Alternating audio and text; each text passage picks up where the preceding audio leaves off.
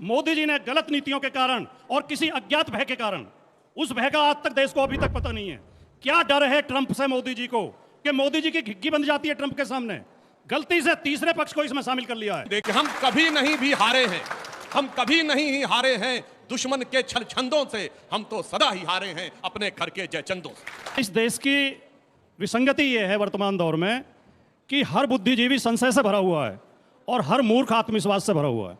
उन्हें गाली गलौज दे रहे थे और वो सारे अकाउंट वो है, मैंने बहुत गौर से देखा है। और अब चाहें तो कोई रिसर्च करा लें अंजना जी, सारे वो हैं जिन्होंने मोदी जी के, योगी जी के फोटो लगा रखे हैं। देश प्रथम, राष्ट्र प्रथम, धर्म रक्षा, हिंदू रक्षा, गौ रक्षा, सारे इनसे जुड़े हुए अकाउंट। ठीक है, चलिए अब हो गया पार्टी जी।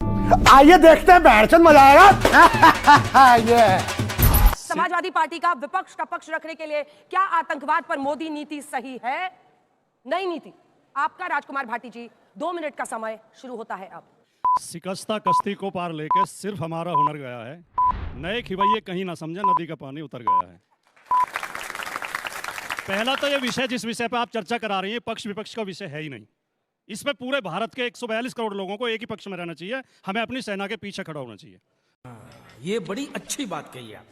और हमारी सेना का, सुधांशु जी ने कहा कि मोदी जी के नेतृत्व में सेना ने पराक्रम और शौर्य दिखाया है। भारत की सेना हमेशा ही पराक्रम और शौर्य दिखाती रही है, चाहे दिल्ली में कोई भी बैठा हो। नेहरू जी के टाइम में भी दिखाया था, शास्त्री जी के टाइम में भी दिखाया था, इंदिरा गांधी के टाइम में भी दिखाया था, अटल बिहारी वाजपेयी के टाइम में भी दिखाया था। यही नहीं, अभी और सुनिए।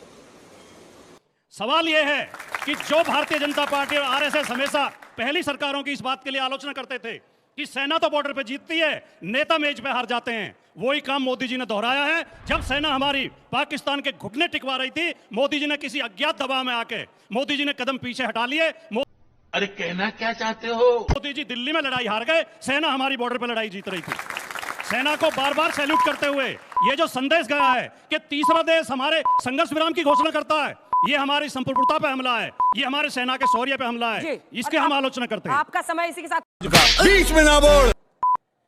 साथियों, ये नया भारत है, ये नया भारत भूलता नहीं है, ये नया भारत झुकता नहीं है, और ये नया भारत किसी को छोड़ता भी नहीं है। नहीं कि जो नई नीति है वो क्या है? मुझे लगता है थोड़ा इस पर एक रिएक्शन मिला। विवेक जी बोल लेते हैं, फिर आप लोग सवाल पूछिएगा। विवेक जी, आपका 2 मिनट का समय शुरू होता है अब। देखिए, नए भारत की बात की गई, लेकिन मैं पुराने भारत की बात करूंगा, क्योंकि ये नया भारत मुझे पसंद नहीं है।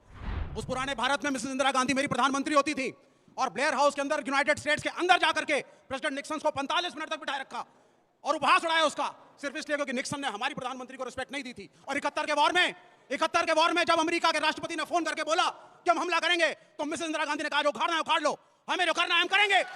इसको कहते हैं पुराना भारत और पुराने भारत का गौरव। और चले जाइए यूट्यूब पे और देखिए वो वीडियो जिसमें राजीव गांधी चल रहे हैं और बारिश हो रही है और रोनाल्ड रीगन उनके साथ एक अम्ब्रेला, एक छतरी लेकर के चल रहे हैं। इसको कहते हैं रिस्पेक्ट। ये रिस्पेक्ट नहीं है कि आज का राष्ट्रपति अमेरिका का जाकर के इंटरनेशनल मीडिया पे कहता है कि मैंने 2 बच्चों को बिठा करके उनमें सुलह करवा दी। ये रिस्पेक्ट नहीं है और हमें ऐसा नया भारत नहीं चाहिए। हमें वो पुराना भारत चाहिए जिसमें हमने कहा और 70 साल तक कहा कि कश्मीर बायलैटरल इशू है भारत और पाकिस्तान का।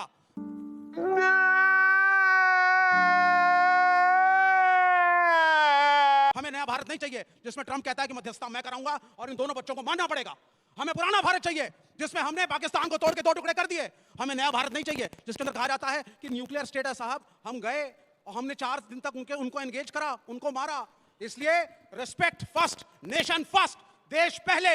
हमने सेना का समर्थन किया, हमने प्रधानमंत्री का समर्थन किया, हमने कैबिनेट का समर्थन किया, लेकिन अगर अमेरिका जिसने वियतनाम से लेकर के गल्फ के हर देश को तबाह किया है, इंपीरियलिस्ट पावर्स के आगे अगर हम झुकेंगे तो ये हमें मंजूर नहीं है।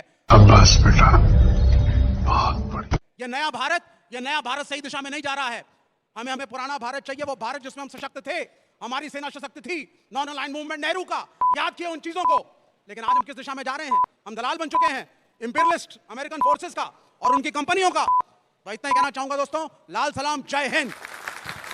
तालियां बजाइए भाई विवेक जी के लिए। अच्छा हुआ लाल सलाम पे आ गए अंत में, तो मुझे लगा कि आज कांग्रेस के प्रवक्ता खड़े हो गए हैं दोनों। देखिए, जनरल विपिन रावत जो हमारे फॉर्मर सीडीएस रहे, उन्होंने कहा था भारत की लड़ाई 2.5 फ्रंट की है, यानी एक तरफ पाकिस्तान, एक तरफ चाइना, 0.5 हमारे अंदर। अभी 71 की बात कर रहे थे। 71 में कभी आपने सुना कि भारत के किसी विपक्षी नेता का बयान पाकिस्तान में कोट किया गया हो उसके पक्ष में? यहां पाकिस्तान का मीडिया भरा पड़ा है भारत के विपक्षी नेताओं के बयानों से। यहाँ के सोशल मीडिया के वो इन्फ्लुएंसर्स के बयानों से। पाकिस्तान डोजियर भेजता है, उसमें भारत के नेता प्रतिपक्ष के बयान को कोट करता है। तो मैं एक लाइन में कहना चाहूंगा कि हम कभी नहीं भी हारे हैं, हम कभी नहीं ही हारे हैं दुश्मन के छल छंदों से, हम तो सदा ही हारे हैं अपने घर के जयचंदों से। ये बड़ी अच्छी बात कही आप।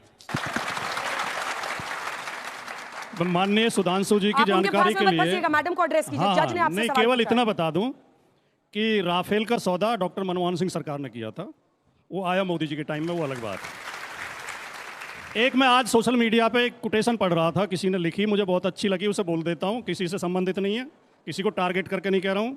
मुझे अच्छी लगी कि इस देश की विसंगति ये है वर्तमान दौर में कि हर बुद्धिजीवी संशय से भरा हुआ है और हर मूर्ख आत्मविश्वास से भरा हुआ है। अब मैं बहन जी की बात पे आता हूं। आपने कहा कि इसका पाकिस्तान लाभ उठाएगा। किसी विपक्षी पार्टी ने तो एक भी शब्द विरोध में बोला ही नहीं। विपक्ष तो पूरा का पूरा सरकार के साथ खड़ा था, सेना के साथ खड़ा था।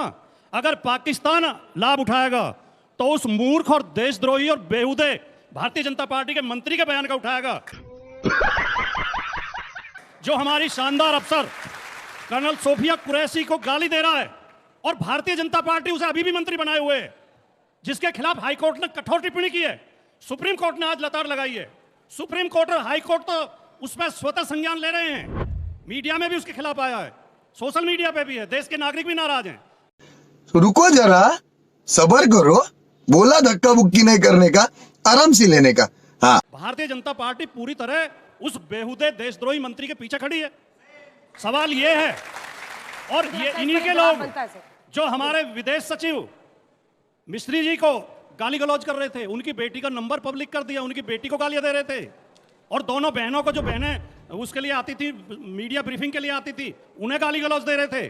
और वो सारे अकाउंट वो है, मैंने बहुत गौर से देखा है। और अब चाहें तो कोई रिसर्च करा लें अंजना जी, सारे वो हैं जिन्होंने मोदी जी के, योगी जी के फोटो लगा रखे हैं। देश प्रथम, राष्ट्र प्रथम, धर्म रक्षा, हिंदू रक्षा, गौ रक्षा, सारे इनसे जुड़े हुए अकाउंट। ठीक है, चलिए अब हो गया। भाटी जी, Oh shit!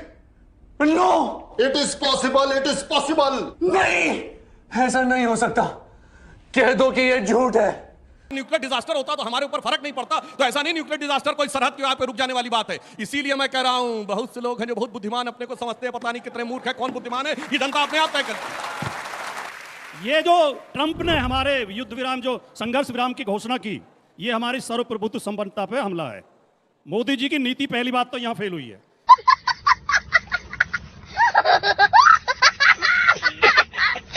तीसरा देश कौन होता है हमारे फैसला करने वाला, हमारी घोषणा करने वाला?